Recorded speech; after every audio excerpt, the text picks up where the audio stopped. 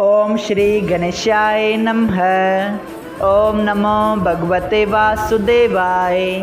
हरे कृष्णा कृष्ण कृष्णा हरे हरे, हरे राम राम राम हरे हरे। तव्हां सभिनी हरि भक्तन के नमस्ते। प्यारा भक्तों, हे कथा पाण गुरु कृपा से हासिल करे रहा आयूं। श्री गणपति सरस्वती जो दरे ध्यान करिया थो मां भागवत महापुराण जो बयान, जैमें व्यासदेव ऐं श्री सुखदेव जी कयो आहे श्री कृष्ण लीला जो गुणगान। सबई चओ जय भागवतम महापुराण। प्यारा भक्तों, कल कथा में पाण श्रीमद् भागवत महापुराण साहिब जे 11 स्कंद जे 7 अध्याय जे 4 भाग ऐं 8 अध्याय जे 1 भाग जी कथा में ॿुधो त दत्तात्रेय जी महाराज राजा जद के पंहिंजनि 11 गुरनि जी कथा जे बाबति ॿुधाइनि था। अचो त अॼु पाण उन ई कथा के वधीक अॻिते वधाईंदे श्रीमद् भागवत महापुराण साहिब जे 11 स्कंद जे 8 अध्याय जो ॿियो भाग शुरू करियूं।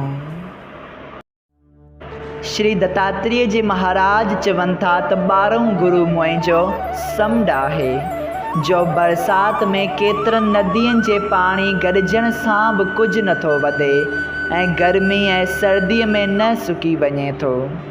हमेशा हिकिड़ी रीत रहे थो, उन जे आद अंत के को बि नथो ॾिसे। उन खे अहिड़ी तरह मूं ॾिसी वीचारियो, ज्ञानीअ खे समंदर वांगिया बेफ़िक्र रहणु वाजिबु आहे। लाभ ऐं हानि थियण ते मन में सुख ऐं दुख करणु न घुरिजे। 13 गुरु मुंहिंजो खंबराटी या पतंग आहे। जीअं हू ॾीए ते मोइजी उन सां मिलण वास्ते बेखौफ़ जली वेंदो आहे, तीअं संसारी जीव बि पंहिंजी स्त्री ऐं औलाद ऐं धन जे मोह में फासी अंत वक़्तु नरक भोॻे थो। पर ज्ञानीअ खे स्त्रीअ सां प्रीत न रखी पतंग वांगुरु परमेश्वर सां प्रेम करे पंहिंजो प्राण ॾियणु घुरिजे, जंहिं मां मुक्त पदवी मिले थी। जॾहिं स्त्रीअ सां प्रीत करण सां ॿई खंभ ज्ञान ऐं वैराग जा सरियो वञनि, तॾहिं इंसान मंडो थी यानी कि बिना परनि जे उॾामी नथो सघे। तंहिं करे इंसान मंडो थी पवण करे वैकुंठ में नथो पहुची सघे ऐं नरक में पइजी ॾाढा दुख थो भोॻे। स्त्री ऐं धन मां सुख घुरण वारा माण्हू पतंग वांगुरु जली ख़राब थियनि था। स्त्रीअ वटि वेहण करे ज्ञानी आदमी बि अहिड़ो अंधो ऐं बेअक़ल थियो थो वञे, जो उनखे पंहिंजी भलाई ऐं बुराईअ जी का बि सम्झ नथी रहे, न कंहिंजी लॼ थी रहे। इहा ॻाल्हि सम्झी मूं स्त्रीअ जी संगत छॾे ॾिनी। 14 गुरु मुंहिंजो माखीअ जूं मखियूं आहिनि। हिकिड़े दफ़े मूं छा ॾिठो त मखियुनि ॾाढी महिनत करे जेका माखी गॾु कई हुई, सा पाण कंजूसाई करे न खाई कंहिं ॿिए खे बि न ॾिनी। इहा माखी माण्हू सभिनी मखियुनि खे सारे कढे वरिती। इहो हाल ॾिसी मूं वीचार कयो त पैसनि जे जमा करण वारे जी बि इहा हालति थिए थी। उन ॾींहं खां वठी मां ॿिए ॾींहं वास्ते कुझु बि न रखी सभु ख़र्चे छॾींदो आहियां। ज्ञानी आदमीअ खे पंहिंजे खाधे खां ज़्यादा घुरणु न घुरिजे। लालची पैसनि गॾु करण सां मखियुनि वांगुरु दुख पाईंदो आहे। 15 गुरु मुंहिंजो हाथी आहे। मूं ॾिठो त हाथियुनि खे फासाइण वारनि जंगल में खॾु खोटे उन जे चौधारी उलू गाह ॿधी कागज़ जे हाथी ठाहे उन ते बिहारी। हिकिड़ो जंगली हाथी उहा सची हाथियाणी सम्झी काम जे वस थी जीअं डोरियो तीअं खॾ में किरी पियो। तॾहिं हाथी फासाईंदड़नि उन खे रसीअ सां ॿधी छॾियो। इहो हाल हाथीअ जो ॾिसी मूं सम्झियो त ज्ञानीअ खे स्त्रीअ जी ख़्वाहिश करणु वाजिबु न आहे, बल्कि काठ जे पुतलीअ सां बि प्रीत रखणु न घुरिजे।